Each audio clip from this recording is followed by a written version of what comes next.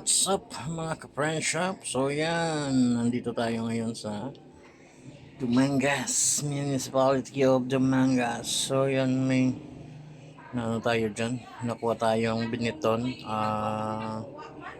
Formula 1. So yan yung mga kayan dito. So medyo mataas yung mga nila, paninda nila sa mga branded. So hindi natin ma out for resell. Yan yung Stussy. Yan. Yung benta nila is 500. Small size pambabae pa. Tapos hindi pa ako sure if legit talaga yun. Kasi yung sa tag niya. So yan, wrong timing yung punta natin kasi magpo-pull out na pala sila. So may nakita tayo dyan mga cups. So rebisa na lang tayo. Wala na sila kasi opening bail. Wala na. So rebisa na lang tayo. So yan. Mga cups ng natira, yun na lang yung natin. Yung konteryahin natin. Ayan.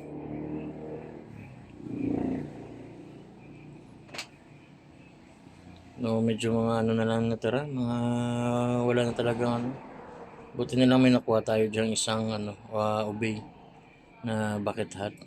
Yan, medyo faded pero okay lang. Magawa naman natin ng if ever hindi natin mai-out, pwede naman natin PSG yan.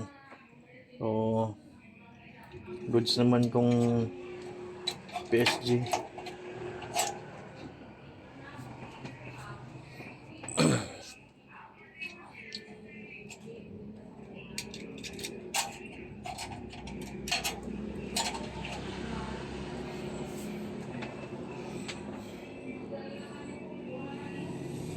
Wala talaga tayo may nakuha dyan. Isa lang yung isa lang na nakuha natin. Yung lang, yung Obey lang na bucket hat yung nakuha natin.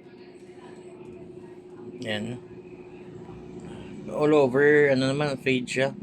Tapos lipat tayo sa kabila pero wala tayong may dyan. Wala tayong may score. Ayan. So wala na tayong bago na makikita. So medyo masayang na lang yung oras. So tingin-tingin na lang tayo dyan.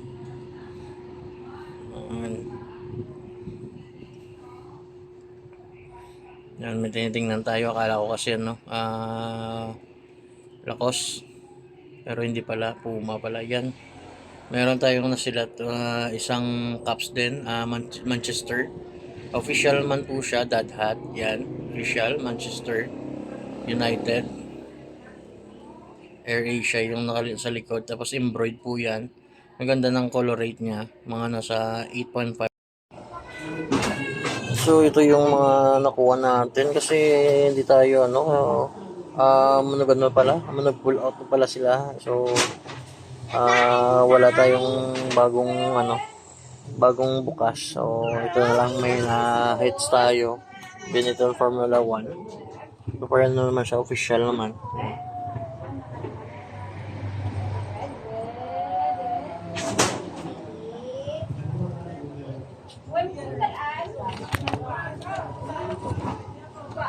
Tapos ito, may nakuha tayong Obey. Basa pa. Nilaban ko na kasi official din. Legit din. Obey. Tapos ito, Manchester United. Ayan. Then official din siya.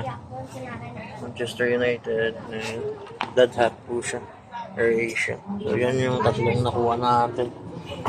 So yan lang.